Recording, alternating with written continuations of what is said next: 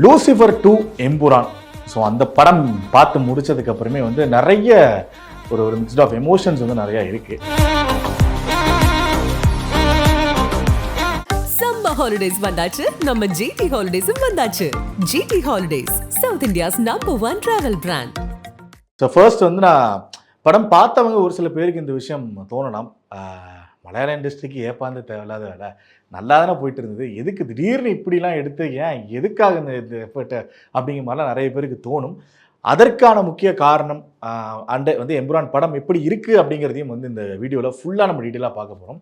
Maybe இந்த படம் பார்த்தவங்களுக்கு நிறைய விஷயங்கள் வந்து மிக்சடாக தோணலாம். லூசிஃபர் 1 அளவுக்கு இல்லையே, லூசிஃபர் 2 எம்புரான்னு சொல்லிட்டு ஒரு பெருசாக ஒரு ஹைப் ஏற்றி பில்டப் ஏற்றி அந்த அளவுக்கு இது இல்லையே அப்படிங்கிற மாதிரி ஒன்று தோணலாம். அதற்கான முக்கிய காரணம் எனக்கு பர்சனலாக என்ன ஃபீல் ஆகுது அப்படின்னா, லூசிஃபர் 1 பார்த்தீங்கன்னா வந்து அந்த ஒரு ஃபேமிலி ஒன்று இருப்பாங்க. Stephen, Priyadarshini Ramdas, PKR, Jithin Ramdas, Bobby, ஸ்டெஃபின்னு சொல்லிட்டு அந்த ஃபேமிலிக்குள்ளே ஒரு ஒரு ஒரு ப்ராசஸ் ஒன்று இருக்கும், ஒரு கதை ஒன்று போகும், அதில் பாலிடிக்ஸ் இன்க்ளூடாக இருக்கும். அண்ட் முக்கியமாக இது எல்லாமே அந்த கேரளாக்குள்ளே நடக்கும். அப்பப்போ 2-3 சீன்ஸ் மட்டும் மெயின் கோராக வந்து பாம்பே போயிட்டு வருவாங்க. ஆனால் லூசிஃபர் 1 பொறுத்த வரைக்கும் மேக்ஸிமம் வந்து அந்த கேரளாவோட அந்த நம்ம மலையாள படம் அப்படின்னு வந்து நம்ம ஒரு மைண்டில் ஒன்று செட் ஆகிருக்கு இல்லையா, இயற்கை எழில்மிகு ஒரு படமாக தான் இந்த படங்கள் இருக்கும், மலையாள படங்கள் அப்படிங்கிற மாதிரி. அந்த மாதிரி ஒரு பேட்டர்னில் ஒரு ட்ராமா ஆக்ஷன், ஒரு பொலிட்டிக்கல் த்ரில்லராக வந்து லூசிஃபர் 1 இருந்தது.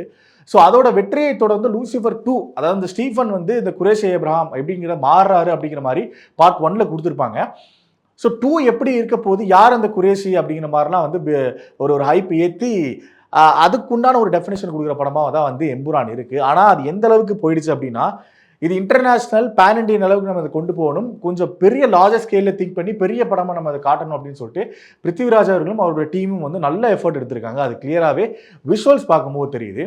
ஆனால் இது எங்கே, நான் ஸ்டார்டிங்கில் ஒரு பாயிண்ட் சொன்னேன்ல, இது எதுக்குப்பா இது இப்படி பண்ணிட்டாங்களேங்கிற மாதிரியான ஒரு ஃபீல் வரும் இல்லையா, அந்த ஃபீல் எதுனா, நமக்கு அந்த மலையாளம் படம் அப்படின்னா ஒரு டச் ஒன்று இருக்கும், ஒரு ஃபீல் ஒன்று இருக்கும்.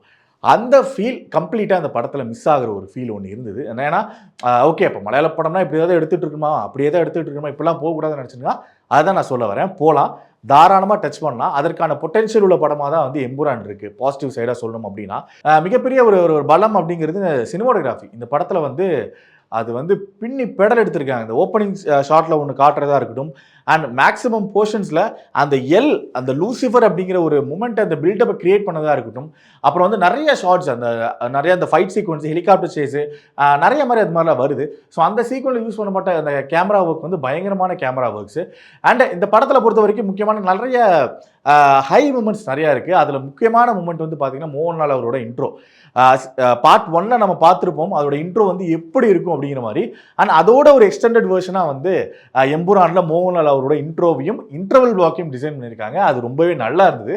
உண்மையாகவே செம்ம கூஸ்பம்ஸ் மூமெண்ட்டாக இருந்தது. அதோடு சேர்ந்து அப்படியே கண்டினியூ ஆகிற இன்டர்வலில் வர அந்த காட்டுக்குள்ளே ஒரு ஃபைட் சீக்வன்ஸ் ஒன்று வரும், அதெல்லாம் பங்கமாக இருந்தது, செம்ம கூஸ்பம் சீக்வன்ஸாக இருந்தது.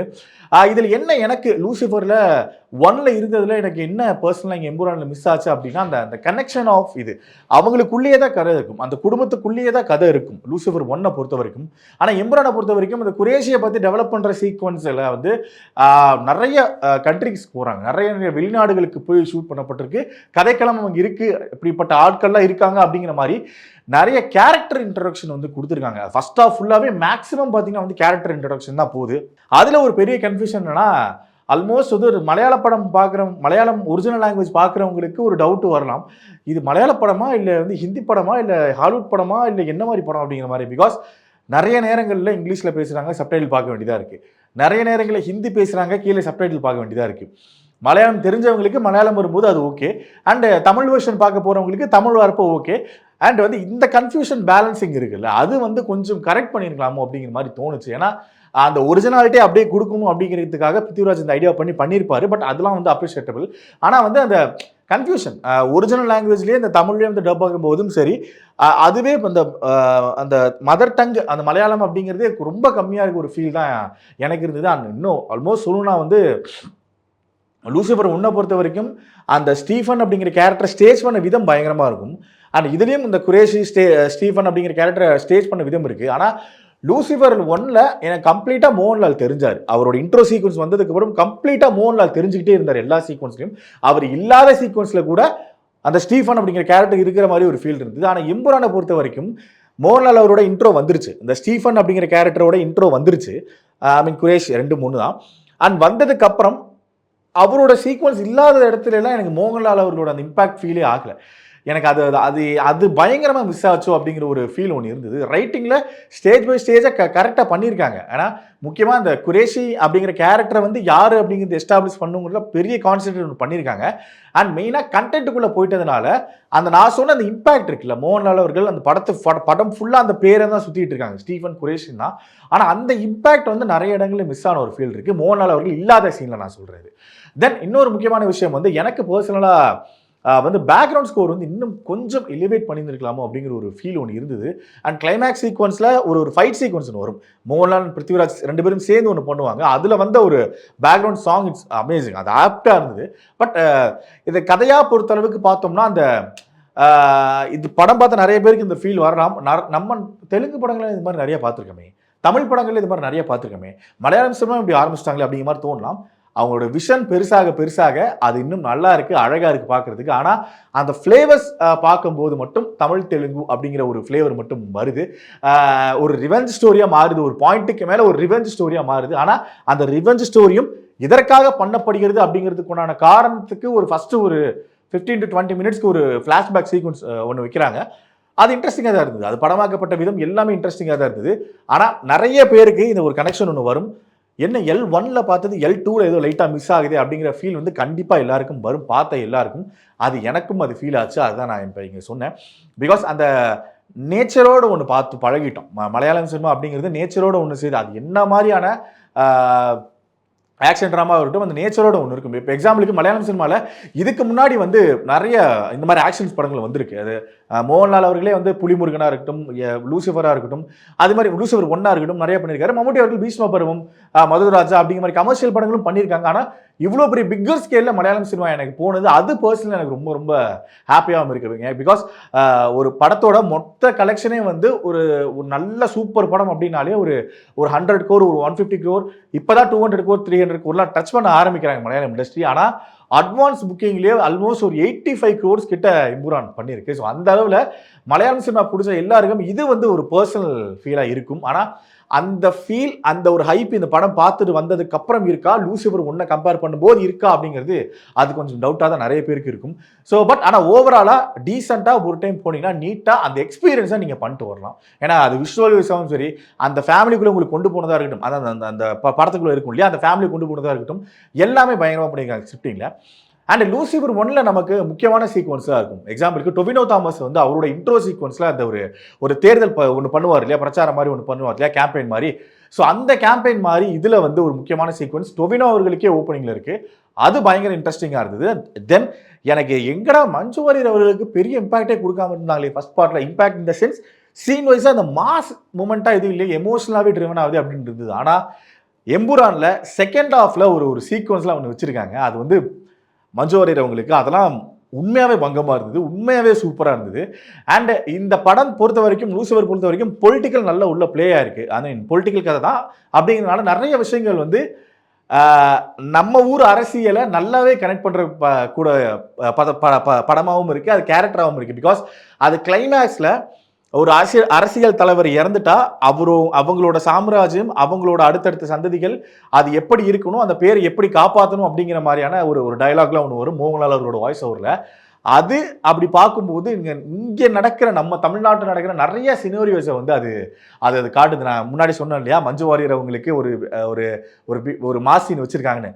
அதுவும் கூட இங்கே இருக்கிற நிறைய நடந்துக்கிட்டு இருக்க நிறைய அரசியல் பிம்பங்களை வந்து நமக்கு அப்படியே கண்ணு முன்னாடி கொண்டு வந்து போகுது. இதுதானோ இதுக்காக தான் அது சொல்கிறாரோ அப்படிங்கிற மாதிரியான தாட்ஸ்லாம் வந்து அப்படியே வந்துட்டு போகுது. ஸோ ஓகே, லூசிஃபரை பொறுத்த வரைக்கும் வந்து பிருத்திவிராஜ் ஆல்ரெடி சொல்லியிருக்காரு, இந்த படம் ஒரு பார்ட்டாக மட்டும் இல்லாமல் 3 ஃப்ரான்ச்சைஸாக நாங்கள் பண்ண போகிறோம் அப்படிங்கிற மாதிரி. 2 ஃப்ரான்ச்சைஸ் வந்துருச்சு. ஸோ 3ஆவதுக்கு எப்படி ஒரு லீடு கொடுத்துருப்பாங்க அப்படிங்கிற மாதிரி நிறைய ஒரு கேள்விகள் இருந்தது. படம் ரிலீஸ்க்கு முன்னாடி அந்த ஹைப் எக்ஸ்பெக்டேஷன் இருந்து எப்படி வைக்க போகிறாங்க அப்படின்னு. இதில் நிறைய பேர் அந்த ஒரு டிராகன் போட்டு ஒரு போஸ்டர் ஒன்று வந்துருச்சு. அந்த போஸ்டர் பார்த்ததுக்கப்புறம் அமீர் கான் இது, ஷாருக் கான் இது, ஃபகத் ஃபாசில் இது அப்படின்னு அவங்களுக்கு வந்ததை அப்படியே சொல்லிக்கிட்டே இருந்தாங்க. ஆனால் அப்படி யாருமே இல்லை. அது யாருன்னு போய் நீங்கள் பாருங்கள், உங்களுக்கு அப்படி தான் இருக்கும். இவரை இதுக்காடி இது அப்படிங்கிற எந்திரனில் சொல்லுவாங்கள்ல, அந்த மாதிரி தான் இருக்கும். ஆனால் பார்ட் 3க்கு ஒரு சூப்பர் வந்து ஒரு லாக் ஒன்று வச்சுருக்காங்க. அது சர்ப்ரைஸாக ஒன்று இருக்குது. அதாவது ஸ்டீஃபன் யார், குரேஷி யார் அப்படிங்கிறத இந்த பார்ட்லேயும் வந்து அவங்க ரிவீல் பண்ணலை. ஆனால் பண்ணியிருக்காங்க. அது எப்படி பண்ணியிருக்காங்க அப்படிங்கிறத நீங்கள் பார்த்தீங்கன்னா தெரியும். ஆனால் உண்மையாகவே ஸ்டீஃபன் யார், இந்த ஸ்டீஃபன் வந்து எப்படி வந்து ராம்தாஸ் ஃபேமிலிக்கு வந்து இதானார் அப்படிங்கிற மாதிரியான கனெக்ஷன் பார்ட் 3ல இருக்குது. அதுக்குண்டான லீடாக ஒரு சீக்வன்ஸ் வச்சுருக்காங்க. அதை நீங்கள் பார்த்தீங்கன்னா பயங்கரமாக இருக்கும். ஏன்னா மோகன்லால் அவர்களோட கனெக்ட் ஆகிற மாதிரியான அவரோட யங்கர் ஏஜ் ஒன்று வருது. ஸோ அது பயங்கரமாக இருந்தது. எனக்கு பர்சனலாக அது சர்ப்ரைசிங்காக இருந்தது. நீங்கள் பார்த்தோன்னா அது எப்படி இருந்துச்சு அப்படிங்கிறத சொல்லுங்கள். லூசிஃபர் 1 வந்து ஜென்ரலாக தமிழ் ஆடியன்ஸ்க்கு கனெக்ட் ஆனதுக்கான மெயின் ரீசனில் வந்து ஒரு ரீசன் வந்து அதோட தமிழ் டப்பிங். எஸ், தேட்டரில் அது தமிழ் டப்பிங்கில் எத்தனை பேர் பார்த்து ரசித்தாங்க அப்படிங்கிறது தெரியல. ஆனால் ஓடிடி ரிலீஸ் ஆனதுக்கப்புறமா அந்த தமிழ் டப்பிங்கோட ஃபேன்ஸே நிறைய பேர் இருப்பாங்க. அதுக்கு எக்ஸாம்பிள் வந்து அது மெயின் ரீசன், இது எக்ஸாம்பிள் சொல்லக்கூடாது, மெயின் ரீசன் வந்து மோகன்லால் அவர்கள் அவரோட ஓன் வாய்ஸே டப் பண்ண விதம். லூசிஃபர் 1ல ஒரு சீன் கூட இருக்கும். கலையெடுத்தா பல கரைகள் படியத்தான் செய்யும், this deal with is a devil அப்படிங்கிற மாதிரிலாம் this deal is with devil அப்படிங்கிற மாதிரிலாம் இருக்கும். அது கனெக்ட் ஆனதுக்கான மெயின் ரீசன் வந்து மோகன்லால் அவங்களோட ஒரிஜினல் வாய்ஸ், மஞ்சு வாரியர் அவங்களுக்கு அவங்களோட ஒரிஜினல் வாய்ஸ், அண்ட் அதர் கேரக்டர்ஸ்க்கு அந்த கேரக்டருக்கு ஏற்ற மாதிரியான வாய்ஸ் வந்து தமிழ் டப் ஒர்க் பண்ண ஆர்பி பாலா அவர் வந்து சூப்பராக பண்ணியிருப்பார். அண்ட் எம்புரான்னு பொறுத்த வரைக்குமே இது ஆல்மோஸ்ட் வந்து ஒரு டைரக்ட் தமிழ் ஃபிலிம் மாதிரி தான் தெரியுது. அதோட ப்ரெசன்டேஷனே அப்படி தான் இருக்குது தமிழ் டப்பிங் பொறுத்த வரைக்கும். இது ஒரு மலையாள படம் அப்படிங்கிறதுக்கு உண்டான ஒரு சின்ன அளவு கூட எங்கேயுமே பண்ணாமல் அந்த தமிழ் டப்பிங்கில் ரொம்ப அழகாக பண்ணியிருக்காங்க. அந்த டீமுக்கு ஒரு பெரிய குரோஸை கொடுக்கணும். ஏன்னா அந்த படத்தை த்ரூ அவுட்டாக என்ஜாய் பண்ணதுக்கு இது ஒரு முக்கியமான ரீசனாகவும் இருக்குது. ஸோ எஸ், எம்புரான் படம் பார்த்த வரைக்குமே எனக்கு மலையாளம் இண்டஸ்ட்ரியில் இப்படி ஒரு படம் அப்படிங்கிறது எனக்கு ரொம்ப ரொம்ப சந்தோஷமாக இருந்தது பர்சனலாக. அண்ட் உண்மையாகவே நீட்டாக ஒரு டைம் நீங்கள் போய் தேட்டரில் உட்காந்து பார்க்கலாம். நல்ல ஒரு ஆக்ஷன் என்டர்டெய்னராக இருக்கும். ஸோ மறக்காமல் நீங்கள் படம் பார்த்துட்டு உங்களோட பாயிண்ட்டை கீழே கமெண்ட் பாக்ஸில் கமெண்ட் பண்ணிடுங்க. சம்மர் ஹாலிடேஸ் வந்தாச்சு, நம்ம ஜிடி ஹாலிடேஸும் வந்தாச்சு. GT holidays, south India's number 1 travel brand.